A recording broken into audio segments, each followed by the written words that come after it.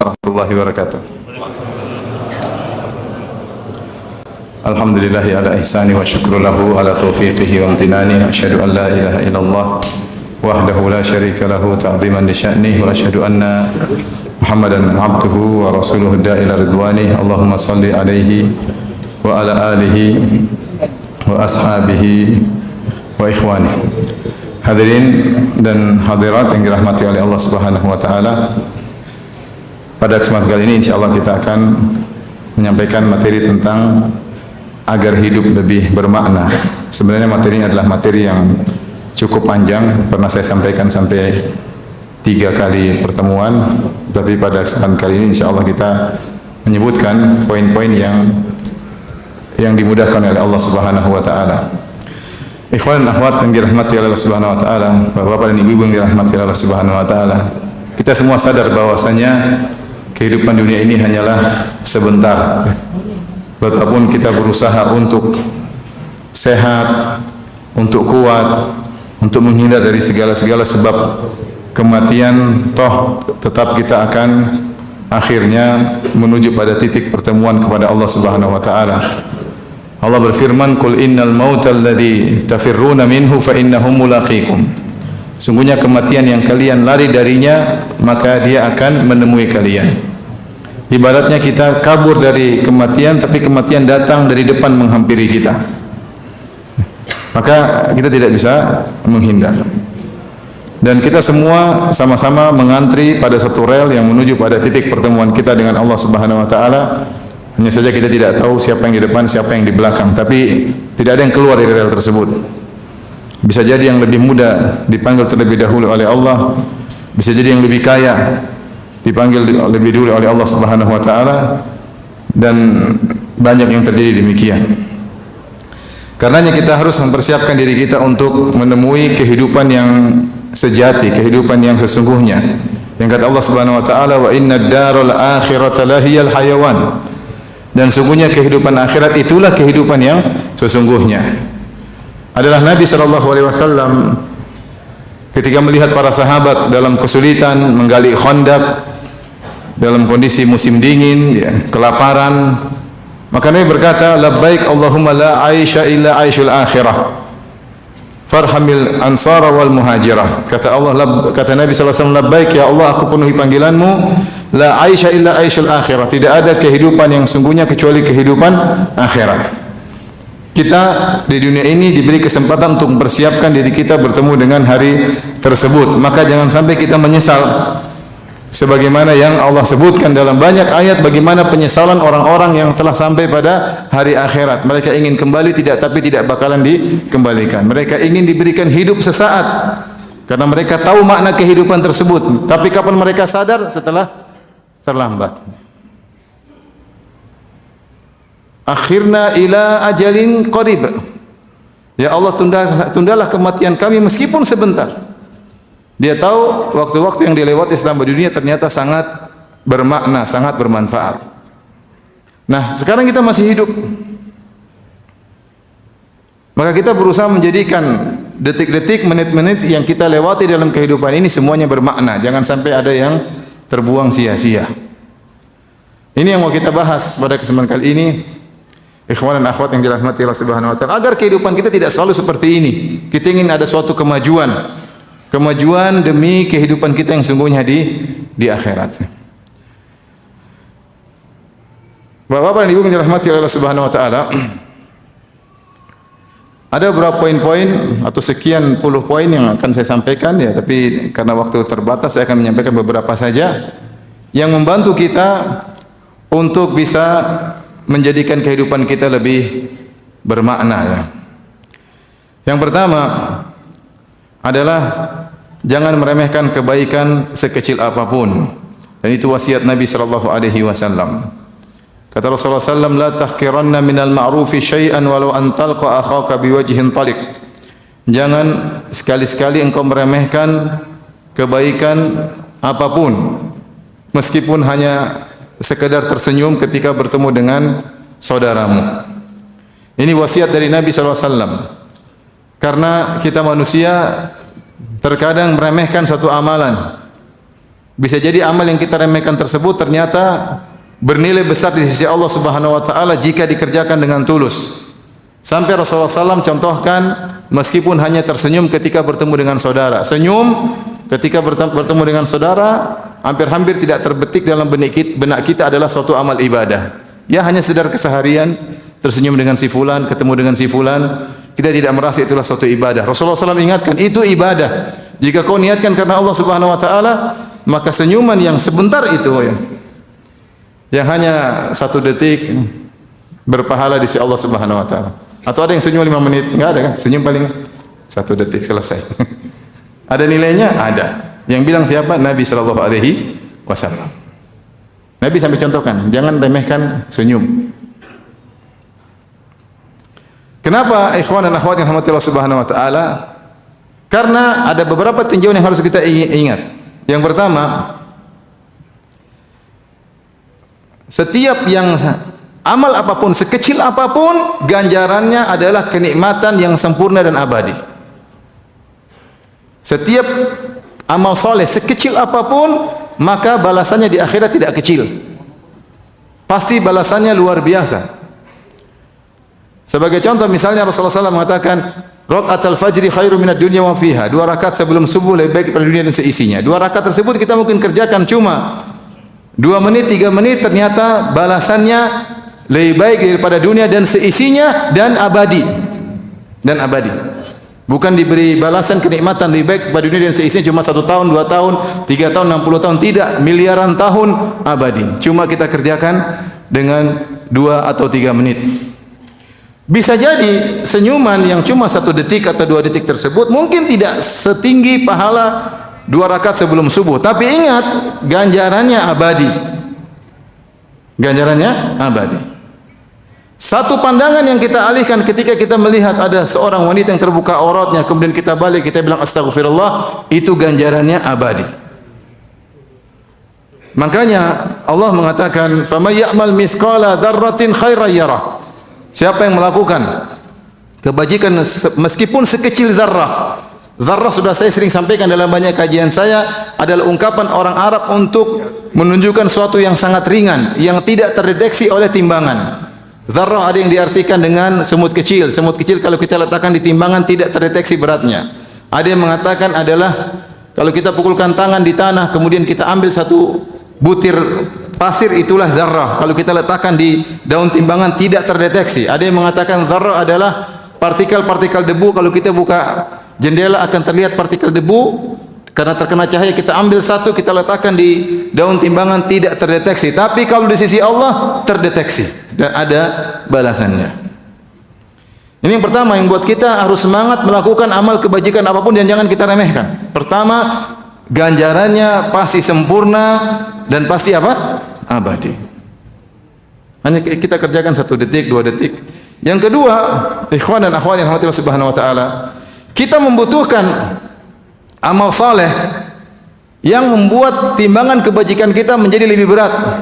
Karena yang menjadi barometer Allah pada hari kiamat hanyalah timbangan kebajikan dan keburukan. Siapa yang timbangan kebajikannya lebih berat, maka dia fahuwa fi 'isyatir radhiyah. Dia akan mendapatkan kehidupan yang diridhai, kehidupan bahagia. Semakin banyak amal saleh yang kita lakukan semakin berat dan kedudukan di surga semakin tinggi. Jadi dan itu dampaknya akan selama-lamanya. Artinya begini, kalau seorang di akhirat nanti si A dan si B sama-sama masuk surga. Yang satu di level 10, yang satu level 20 lebih tinggi. Itu akan begitu abadi selama-lamanya. Akan abadi selama-lamanya. Hanya saja para ulama khilaf, apakah penghuni surga di level 10 bisa menjenguk merziarah ke penghuni surga level 20? Ada yang mengatakan tidak, yang bisa yang atas turun ke bawah. Nengok-nengok temannya di bawah. Kalau ke atas nanti khawatir hasad. Tapi di surga tidak ada hasad ya. Cuma mereka mengatakan, para ulama mengatakan yang atas bisa tengok yang ke bawah. Masing-masing merasa puas dengan apa yang dimiliki, tapi ternyata kenikmatan surga bertingkat-tingkat. Intinya apapun yang kita lakukan, kebaikan sekecil apapun di mata kita kerjakan. Ada pasti pengaruhnya pada kehidupan akhirat kita. Agar hidup kita di dunia lebih bermakna dan di akhirat lebih-lebih lagi bermakna. Ini yang kedua. Yang ketiga, yang paling penting kita tidak tahu dengan amal mana kita bisa diridhoi oleh Allah masuk surga. Amalan kita mungkin banyak. Kita mungkin puasa, mungkin kita salat, mungkin haji, mungkin kita umrah, berbakti sama orang tua, mungkin kita baik sama tetangga, senyum sama orang. Kita enggak tahu mana yang Allah ridhoi. Oleh karenanya Nabi sebutkan ada orang melakukan amal yang kecil tapi masuk surga. Kata Rasulullah SAW, marra rajulu bi ghusni syajarah ala tariq. Ada seorang lelaki melewati jalan, di tengah jalan ada tangkai dahan pohon. Mengganggu orang jalan. Dia berkata, la unahiyannahu anil muslimin. Aku ingin menghilangkan gangguan jalan ini dari kaum muslimin. La yu'dhihim, jangan sampai dahan pohon ini mengganggu kaum muslimin. Dia pindahkan. Allah ampuni dia, Allah masukkan dalam surga gara-gara menghilangkan apa? Gangguan dari jalan. Padahal kalau kita lihat hadis Nabi sallallahu alaihi wasallam ketika Nabi menjelaskan tentang tingkatan-tingkatan cabang-cabang keimanan, ini paling rendah. Kata Nabi, al-imanu bid'un wa sab'una syu'bah. Iman itu 70 sekian cabang. A'laha kalimatul la ilaha illallah. Yang paling tinggi adalah la ilaha illallah, wa adnaha imatatul adha 'anit thariq. Yang paling ringan, yang paling rendah cabang keimanan dari 73 tersebut adalah menghilangkan gangguan dari jalan. Orang ini melakukan cabang keimanan yang paling rendah, tapi ketika dia tulus, ketika dia ikhlas, sebab Allah masukkan dalam apa? Surga. Makanya kalau dibukakan pintu kebaikan, lakukan saja, apapun. Karena kita tidak tahu amal mana yang buat kita diridhoi oleh Allah Subhanahu wa taala. Udah lakukan saja. Antum bisa senyum, senyum aja. Siap ketemu orang apa? Senyum, tapi ikhlas karena Allah ya. Bukan ada udang di balik rempeyek ya. Senyum-senyum kenapa? Biar di korting. Itu bukan karena Allah Subhanahu wa taala. Harus senyum karena Allah Subhanahu wa taala. Risikonya ada kalau kita senyum karena Allah, mungkin senyuman kita tidak dibalas, enggak ada masalah. Kita senyum tidak dibalas, Allah sudah catat, selesai. Mau balas enggak balas bukan urusan gua ya. Enggak dibalas enggak ada masalah. Kadang kita kecewa dari jauh itu senyum, tahu-tahu orangnya sedih. Apalagi calon mertua. Tapi intinya yang penting lakukan amal kebajikan apapun dan jangan pernah meremehkan amal kebajikan apapun. Yang kedua, yang buat kehidupan kita lebih bermakna, kita nggak pengen hidup kita begini-begini terus. Kita pengen meningkat level keimanan kita, level amal soleh kita. Yang selalu saya wasiatkan pada diri saya pribadi dan juga kepada para hadirin dalam beberapa pengajian saya, jangan pernah menunda kebaikan. Jangan, tadi yang pertama dari sisi jangan meremehkan kebaikan, yang kedua jangan pernah menunda kebaikan, dan itu adalah wasiat Nabi sallallahu alaihi wasallam. Wasiat Nabi sallallahu alaihi wasallam yang Nabi pernah menasihati Ibnu Umar dengan mengatakan kun fid dunya ka'annaka gharibun aw abiru sabil. Kemudian Ibnu Umar berkata, "Idza asbahta fala tantadhiril masa." Kalau kau sudah tiba di pagi hari, ada amal yang bisa kau kerjakan, jangan kau tunda-tunda sore hari. Wa idza amsaita, kalau kau punya target amal di sore hari, fala tantadhiris sabah, jangan kau tunda-tunda sampai pagi hari. Itu seorang yang beriman. Punya amal soleh, terbetik langsung lakukan. Jangan kalian tunda-tunda. Contoh, kita lagi jalan, tahu-tahu kita lihat ada orang miskin, kita kasihan. Saat antum kasihan, antum sedang diberi hidayah oleh Allah. Ada duit, kantong nggak ada, coba di bawah. 10.000 kasih, nggak usah ragu-ragu. Jangan tunda, jangan pikir-pikir dua kali, langsung kasih aja.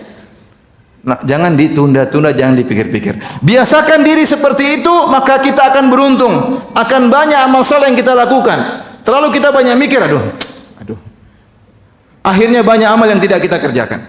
Ini contoh sederhana. Kalau antum lagi berjalan di rumah tiba-tiba, atau antum lagi di rumah tiba-tiba terbetik, kok saya pingin sholat duha, langsung berdiri wudu sholat duha, jangan tunda-tunda. Jangan bilang nanti jam 11, jangan nanti setengah 12, bakalan tidak sholat duha. Biasakan seperti itu. Ada terbetik tiba-tiba ingat orang tua, oh saya pingin kirim uang sama orang, langsung ambil. Ternyata nol. Yang penting Allah sudah catat ada pahala niat untuk apa? Transfer. Lupa duit nggak ada ya. Sudah dicatat atau tidak? Dicatat. Jangan pernah tunda-tunda kebaikan. Tiba-tiba antum lagi tinggi rasa cinta sama istri, pingin beli hadiah, langsung beli hadiah. Tapi jangan sampai ATM-nya lagi kosong. Insya Allah kirim atau belikan emas kasih sama istri. Pokoknya jangan penunda kebaikan. Masalah antum keluarkan sesuatu, Allah akan ganti. Ya bena Adam anfik, unfik alaik. Wahai anak Adam, berinfaklah, aku akan berinfak kepadamu. Mana kasat sadaqatun min mal? Tidak ada sedekah yang mengurangi harta. Jadi seorang terbiasa demikian. Tiba-tiba, aduh, kok saya ingin baca Quran? Ambil Al-Quran, jangan tunda-tunda.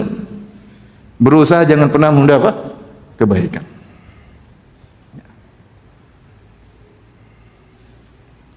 Saya punya cerita lucu ya, sebenarnya kurang bagus sih, saya lucu aja diri saya ya. Saya melatih diri seperti itu ya. Suatu hari saya pergi ke toko sama istri yang tercinta, semuanya tercinta ya.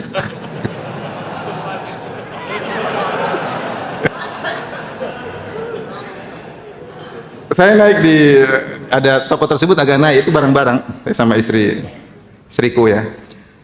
Kemudian ketika kita di atas, istri saya bercadar, biasanya sebagian orang agak cuek, ya, wajar. Saya kadang-kadang kasih udzur. Mereka cuek sama kita, mungkin mereka tidak menghargai kita, ya, karena memang ada saudara-saudara kita yang cadar tapi ngobom sana ngobom sini sehingga semuanya terkena dampaknya.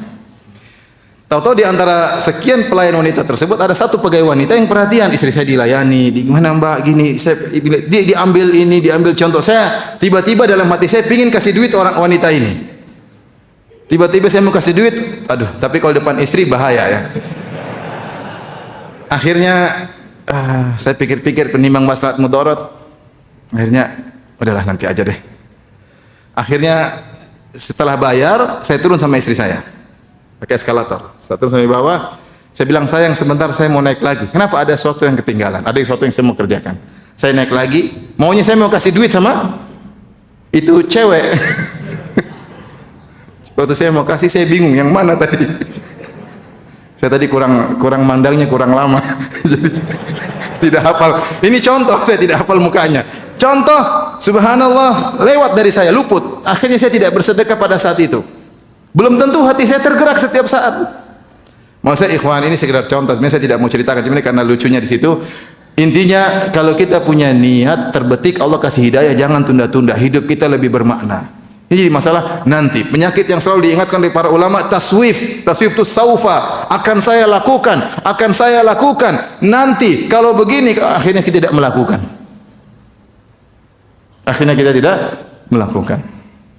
Makanya ada seorang buat tulisan judulnya kisah singkat. Apa kisah singkat tersebut? Seorang bermaksiat di malam hari, kemudian dia, besok saya mau bertobat. Tahu-tahu dia tidak bangun lagi. Waliyadzubillah. Baik. Ini perkara yang kedua, jangan pernah menunda-nunda kebaikan. Sekarang yang ketiga,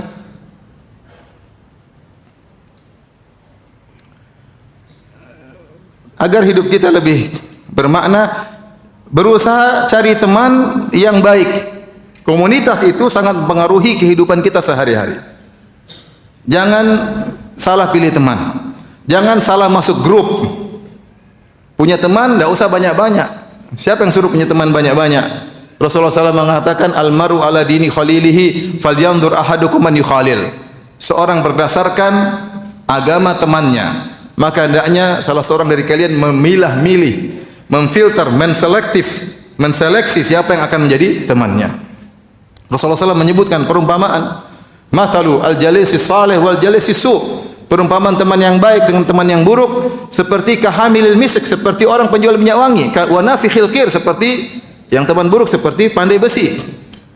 Adapun hamilul misk, adapun penjual minyak wangi, ya, imma an tahdiyaka, mungkin engkau dapat hadiah dari dia, imma an tabta' minhu, kau beli dari dia, atau kau dikasih hadiah dari dia, au an tajida minhu rihan thayyibah, atau kau dapatkan aroma yang baik. Pasti ada manfaatnya. Entah dia baik, dia kasih minyak wangi sama antum, kalau enggak antum beli, kalau enggak paling tidak jalan sama dia kecipratan bau minyak wangi. Adapun nafikhul khair, adapun pandai besi, imma an yahtarik thiyabuk, atau bisa jadi bajumu terbakar gara-gara dekat dengan dia, ya. Au tajida minhu rihan khabitha, atau kau mendapatkan darinya bau yang tidak enak. Ya, namanya bergaul dengan lokasi yang tidak enak akan terkecipratan. Ini dalil bahwasanya teman itu punya pengaruh luar biasa. Perkataan pepatah Arab, as-sahibu sahib, namanya teman itu menggeret. Maka kita dalam kehidupan ini, hidup kita cuma umur terbatas. Jangan terlalu banyak teman. Terlalu banyak teman, terlalu banyak aktivitas. Kebanyakan aktivitas tersebut akhirnya tidak terarah. Akhirnya kita buang-buang umur. Kita buang-buang usia. tahu-tahu kita sudah tua, tahu-tahu sudah tidak kuat lagi, tahu-tahu bertemu dengan Allah, kemudian kita tahu ternyata hidup kita selama ini tidak bermakna. Oleh karenanya, jangan ragu-ragu untuk selektif dalam berteman dan jangan ragu-ragu untuk left dari pertemanan yang tidak mendatangkan manfaat akhirat bagi kita. Ustaz, bagaimana cara kita berteman dengan teman yang baik? Coba kau berteman dengan dia. Kalau kau merasa berteman dengan dia semakin dekat dengan Allah, pegang teman tersebut sekuat-kuatnya. Kalau kau evaluasi, saya berteman dengan dia selama seminggu, selama 2 minggu, selama sebulan, kok saya semakin jauh dari Allah, kok semakin malas ke masjid, kok pikirannya duniawi melulu. Jangan ragu-ragu, tinggalkan dia, selamatkan dirimu ya. Karena pengaruh teman luar biasa dalam aktivitas kita sehari-hari. Makanya contoh yang menarik disebut oleh para ulama tentang manfaat teman seperti anjing Ashabul Kahfi. Anjing Ashabul Kahfi, Allah sebutkan anjing tersebut berulang-ulang dalam Al-Quran. Wa yaquluna sab'atu wa thaminuhum kalbuhum. Jumlah mereka ada yang 3, 4, anjingnya yang kelima. Jumlah mereka adalah 7, yang ke-8 adalah anjingnya. Anjing disebut-sebut. Wa kalbuhum basitun dhira'ihi bil wasit. Adapun anjingnya kemudian berjaga di depan gua, anjing disebut-sebut. Gara-gara berteman dengan Ashabul Kahfi 7 orang yang soleh, sampai anjing tersebut disebut-sebut dalam Al-Quran. Bahkan sebagian ulama mengatakan anjing tersebut juga mendapatkan karomah. Kenapa? Ketika 7 orang tersebut tidur dalam goa, mereka tidurnya berapa tahun? 309 tahun. 300 tahun lebih. Kemudian ketika mereka bangun, mereka baru menyangka tidur sehari atau ba'dal yaum, atau setengah hari. Mereka tidak menduga bahwasanya mereka sudah tidur 300 tahun. Anjingnya bagaimana? Anjingnya juga baik-baik. Seandainya anjingnya ikut mati, tentu sudah jadi tulang belulang. Tapi ketika mereka bangun, mereka tidak menduga kalau mereka sudah tidur 300 tahun. Sehingga ini menunjukkan bahwasanya anjingnya pun normal saja. Anjingnya pun normal saja, ikut umurnya sampai 300 tahun. Gara-gara apa? Gara-gara bergaul sama orang-orang soleh. Ada manfaatnya. Anjing sampai disebut oleh dalam Al-Quran berulang-ulang. Kita nggak ada yang sebut ya. Nggak ada yang sebut. Dalam Al-Quran tidak disebut ya. Ada yang bercanda, saya disebut nama saya dalam Al-Quran. Siapa? Tony katanya. Tony siapa? Syaitoni rajim. Ada yang bercanda ya. Jangan tersinggung yang namanya Tony ya, enggak ya. Kalau antum namanya Tony pakai ta ini Tony. Jadi hati-hati dalam bergaul. Pergaulan merubah cara berpikir seorang. Pergaulan merubah ya cara gaya hidup seseorang. Seorang bisa berhidup gaya hidup mewah, glamor gara-gara salah pergaulan. Terutama ibu-ibu. Salah bergaul, lupa dengan akhirat. Beli sana, beli ini, beli anu, beli ini, pergi sana, pergi sini, lupa kalau sebentar lagi dipanggil oleh Allah Subhanahu wa taala. Jadi berusaha mencari teman yang baik. Kemudian diantaranya berusaha hidup tanpa hutang. Ini yang susah, Ustaz. Berusaha hidup tanpa apa? Hutang. Kenapa hutang ini membuat orang gelisah sehingga banyak aktivitas akhirnya terbengkalai? Kata Nabi sallallahu alaihi wasallam, "La tukhifu anfusakum ba'da amniha." Yaitu ad-dain. Janganlah kalian menggelisahkan diri kalian setelah tadinya kalian merasa tentram. Apa itu maksudnya? Adalah berhutang. Bukan berarti berhutang tidak boleh. Rasulullah SAW juga pernah berhutang. Berhutang itu boleh kalau memang ada keperluan. Kalau biaya keperluannya adalah mendesak untuk kebutuhan primer, tidak jadi masalah. Sampai ayat yang paling panjang dalam Al-Quran, ayatul dain, ayat tentang hutang piutang dalam surat Al-Baqarah, di akhir-akhir surat Al-Baqarah. Ya ayyuhalladzina amanu idza tadayantum bidaini ila ajalin musamman faktubuh wal yaktub bainakum katibun bil adl, dan seterusnya ayat yang panjang. Wahai orang-orang yang beriman, jika kalian berhutang maka catatlah.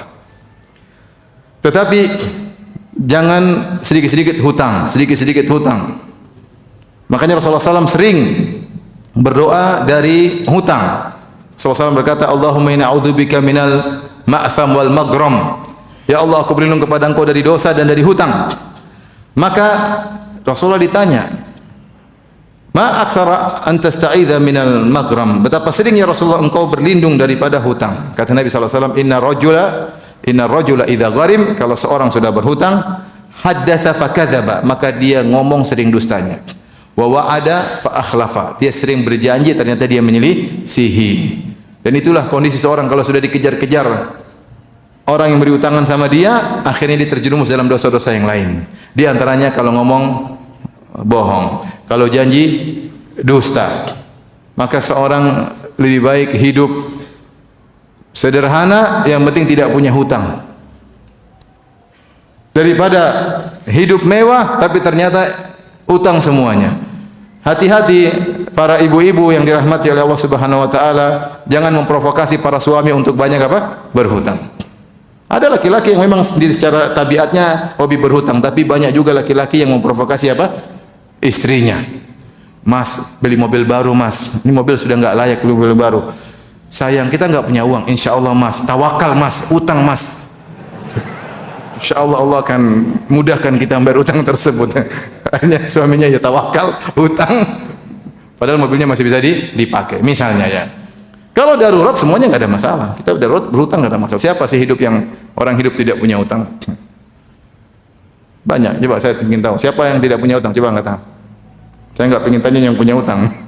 Kalau yang punya utang saya angkat tangan juga ya. Yang tidak punya utang coba angkat tangan. Ada nggak yang nggak punya utang? Masya Allah, Allahu Akbar. Yang lain yang nggak punya utang? Masya Allah. Yang punya usaha tidak punya utang coba. Intinya ya, agar hidup nyaman tentram, berusaha tidak punya hutang. Atur, manage keuangan kita agar kita tidak punya hutang, itu tidur lebih nyaman, tidak dikejar-kejar. Kalau orang cuek, mungkin dia santai saja, tapi kalau orang beriman kepada Allah, dia pasti takut. Karena kalau hutang dia tidak bisa bayar, dia akan bayar dengan kebaikannya di akhirat kelak. Mengerikan. Maka dia gelisah. Kalau dia dan orang yang sudah punya hutang, dia tidak segera bayar. Dia kalau dia dapat duit, tidak segera bayar. Dia ingin beli yang lain lagi. Belum jatuh tempo, ingin beli lagi yang lain. Ya.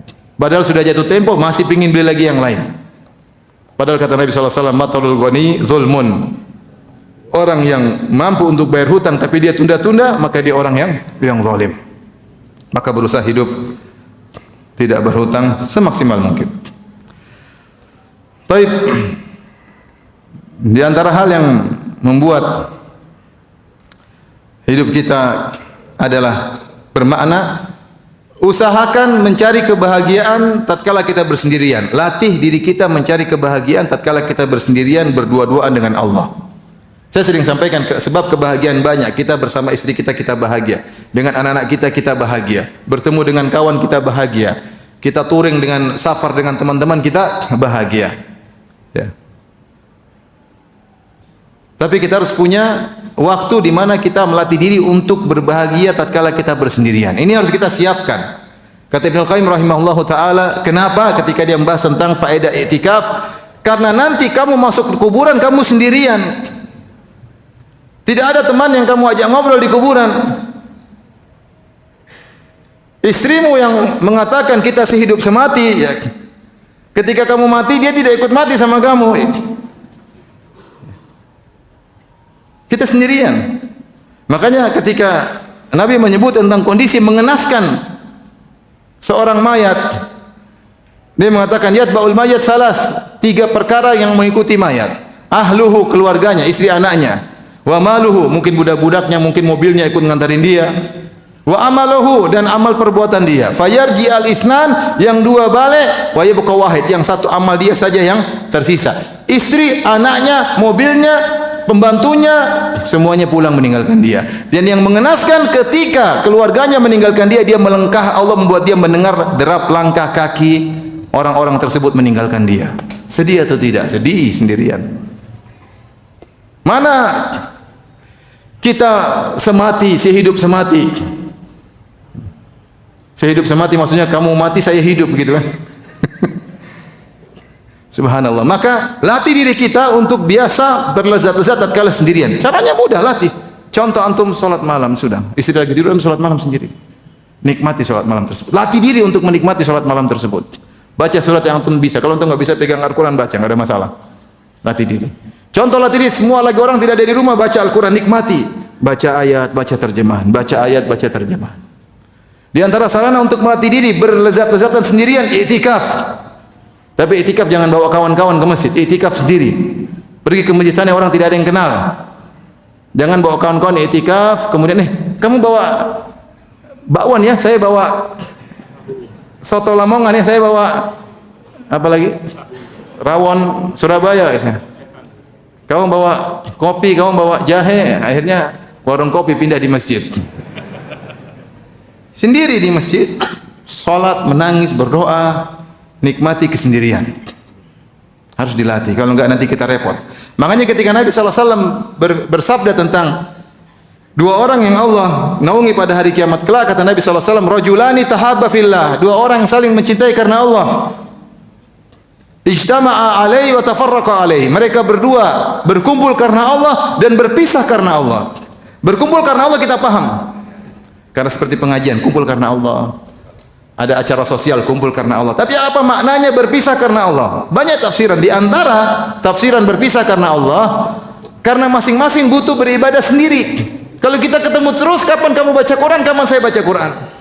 Kapan kamu berzikir, kapan saya berzikir? Oh, kita ngobrol dari tadi terus. Sehingga ada waktu kita harus berpisah. Karena saya harus sendirian, kamu harus sendirian. Kalau ada tamu ngobrol di rumah, ngobrol saya malam, kita bilang kita berpisah karena Allah. Kamu pulang, saya pengen sholat malam. Kalau enggak, ngobrol terus sampai jam 12, gimana?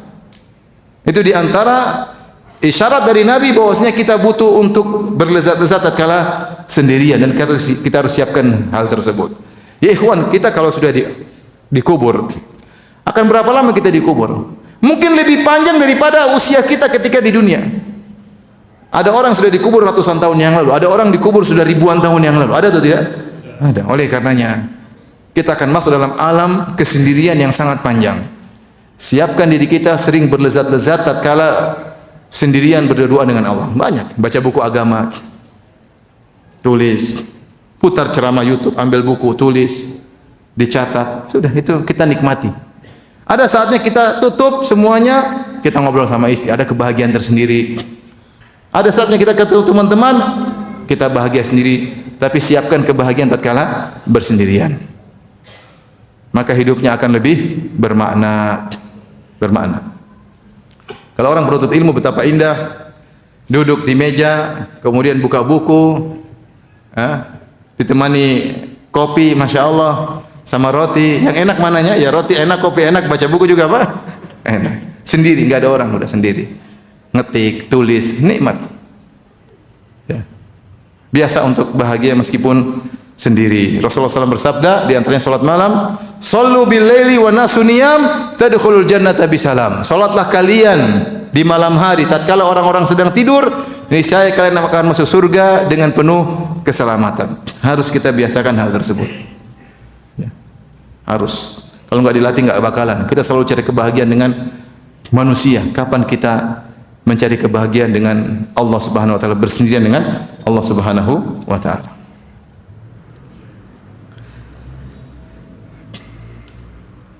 Kemudian di antara yang menjadikan agar hidup kita lebih bermakna, hendaknya kita memiliki sifat al-khafi. Al-khafi itu tidak suka tampil. Tidak suka tampil, tidak suka menjadi pusat perhatian. Kata Nabi SAW dalam Sahih Muslim, dalam hadis Sa'ad bin Abi Waqqas radhiyallahu ta'ala anhu, "Inna Allaha yuhibbul 'abdat taqiyyal ghaniyal khafi." Sungguhnya Allah mencintai seorang hamba yang bertakwa, yang al-ghani yaitu merasa cukup, qanaah, al-khafi yang menyembunyikan dirinya, tidak menampakkan dirinya. Kenapa bisa demikian? Karena kalau orang tidak begitu dikenal, tidak suka menampakkan dirinya, dia akan bakalan punya waktu untuk mengurus anak istrinya. Dia akan bisa memperbaiki hubungan privasinya. Tapi kalau orang sudah dikenal, akan banyak waktu yang dia gunakan yang terkadang melalaikan, menumbalkan privasi-privasinya. Antum kira kalau sudah jadi orang terkenal kemudian pasti bahagia? Betapa banyak orang tersiksa dengan ketenarannya. Terlalu terkenal, kemudian perkataan netizen menjadi bahan pertimbangannya. Nanti apa kata orang, apa kata netizen, apa kata follower, ditinggalkan oleh follower, dan macam-macam.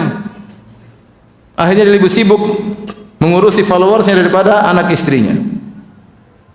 Kalau dia terkenal baru jalan sedikit, tahu-tahu dikerubungi orang, minta foto lah, minta inilah, minta anu. Anak istrinya di belakang nunggu, cuekin. Dan tidak enak terlalu berinteraksi dengan banyak orang. Kalau antum bisa tidak tampil, itu lebih baik. Makanya Rasulullah SAW tidak suka dengan perbuatan-perbuatan yang buat tampil beda. Rasulullah SAW benci dengan libasus syuhrah. Man labisa libasa syuhrah fid dunya albasahullahu libasal madallah yaumil qiyamah. Siapa yang memakai pakaian ketenaran di dunia, Allah akan bikin dia memakai pakaian kehinaan pada hari kiamat. Apa itu pakaian ketenaran? Pakaian tampil beda. Semua orang ngeliatin. Bisa jadi modelnya terlalu aneh, bisa jadi modelnya biasa tapi terlalu mahal, bisa jadi modelnya biasa tapi terlalu kumuh. Semua yang bisa menampilkan perhatian maka tidak disukai oleh Nabi sallallahu alaihi wasallam. Oleh karenanya Nabi sallallahu alaihi wasallam pakaiannya biasa sama dengan sahabat-sahabatnya. Dalam hadis disebutkan, sampai kalau ada idza jaa gharib, kalau ada orang asing yang ingin ketemu Nabi, ketika sudah masuk di kota Madinah cari Nabi dia bingung. Lihat orang berkumpul, Nabi yang mana dia enggak tahu, karena Nabi pakaiannya sama dengan sahabat-sahabatnya. Sampai karena kejadian sering berulang, kalau ada yang cari Nabi dia bingung yang mana, maka para sahabat meminta agar Nabi membuat semacam tempat agak tinggi, agar Nabi ketika menyampaikan materi atau wejangan, Rasulullah duduk di tempat yang tinggi sehingga orang yang asing ketika datang langsung tahu itu Rasulullah sallallahu alaihi wasallam. Kenapa sampai dia tidak tahu mana Nabi mana ini? Karena Nabi bajunya sama dengan yang lainnya. Bahkan di antara yang menakjubkan ketika Nabi sallallahu alaihi wasallam berhijrah sama Abu Bakar dari Mekah menuju Madinah, ketika orang-orang Madinah menunggu Nabi datang, mereka setiap pagi keluar nunggu Nabi sampai waktu zuhur enggak ada, mereka pulang lagi. Besoknya mereka nunggu lagi dari waktu duha sampai zuhur enggak ada Nabi, mereka demikian terus sampai akhirnya Nabi datang. Ketika Nabi datang maka para sahabat menyambut Rasulullah SAW dan banyak di antara mereka yang belum pernah melihat Nabi SAW. Ketika Nabi datang sama Abu Bakar, banyak di antara mereka ketika mengatakan selamat datang wahai Rasulullah, matanya tertuju kepada Abu Bakar. Nabi datang sama siapa? Abu Bakar. Jadi semuanya selamat datang Rasulullah. Abu Bakar juga bingung. Yang dilihat siapa? Abu Bakar. Semua orang menyambut Abu Bakar, ternyata Nabi yang satunya. Sampai ketika ada terik matahari mengenai Nabi, Abu Bakar kemudian mengambil selendang menaungi Nabi, baru mereka tahu, oh Nabi yang satunya rupanya. Kenapa bajunya sama? Oleh karena saya katakan, seorang berusahalah khafi, tidak terlalu banyak urusan sama orang. Kalau ada keperluan-keperluan yang bermanfaat, jangan terlalu tampil, jangan pengin dilihat, jangan pengin dikenal, jangan. Akan banyak kebahagiaan Anda yang akan Anda korbankan, dan akan banyak waktu untuk beribadah akan hilang. Terlalu banyak interaksi. Kita yang dalam hidup kita butuh ngaji, kita butuh zikir pagi petang, kita butuh bercanda, bermesraan sama istri, kita butuh ngobrol sama, kita gendong anak-anak, kita ajak jalan-jalan, butuh. Kita butuh sholat malam. Ya, kalau kita ngobrol sampai malam, kapan sholat malamnya? Kalau tiap hari ketemu teman, kapan kita bermesraan sama istri? Akhirnya banyak privasi kita yang menjadi ditumbalkan, kebahagiaan hilang dan hidup tidak bermakna. Hidup tidak bermakna. Allah Ta'ala alam bisawab.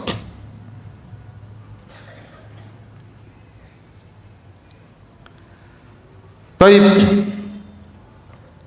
Berapa menit lagi? 7 menit.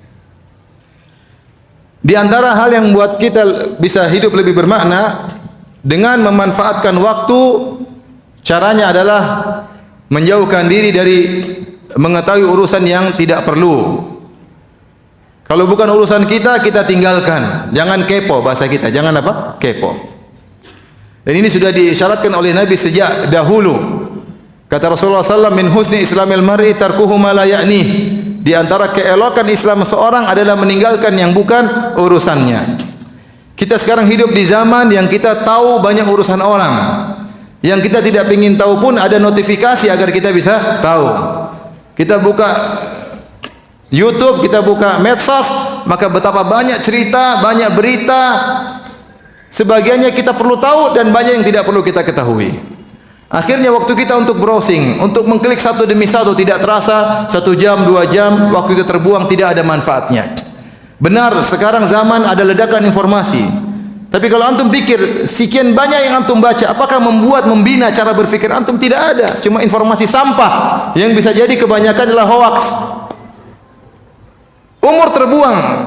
Makanya zaman sekarang saya bilang semua dibaca, kesehatan kita baca, olahraga kita baca, Kecantikan mungkin kita baca, berita artis kita baca, berita politik kita baca, berita kecelakaan kita baca, berita kriminal kita baca, semua kita baca. Yang tidak kita baca Al-Quran. Dan itu terjadi. Sehari kita lewat, kita baca semuanya, Al-Quran tidak kita buka sama sekali. Waliyadzubillah. Sampai kapan kita mau begitu, ikhwan? Sampai kapan? Sampai maut menjemput kita baru kita sadar. Oleh karenanya benar sabda Nabi SAW, min husni islamil mar'i tarkul ma la ya'ni. Yang keelokan Islam seorang adalah meninggalkan yang bukan urusannya. Tidak usah kepo. Ada orang duduk di samping kita, enggak usah antum lihat dia lagi buka HP apa, enggak usah. Meskipun teman kita tidak sengaja kita lihat, palingkan pandangan. Dia lagi buka apa, enggak usah lihat, itu bukan urusanmu. Tapi kita malah ngelihat terus. Oh, ternyata. Harusnya kita pandai, nggak perlu lihat. Saya sering contohkan, bahkan kalau kita lagi semobil dengan teman kita, tahu-tahu teman kita angkat telepon, kemudian dia bentak-bentak, kamu jangan begitu. Kita nggak usah komentar, diam aja.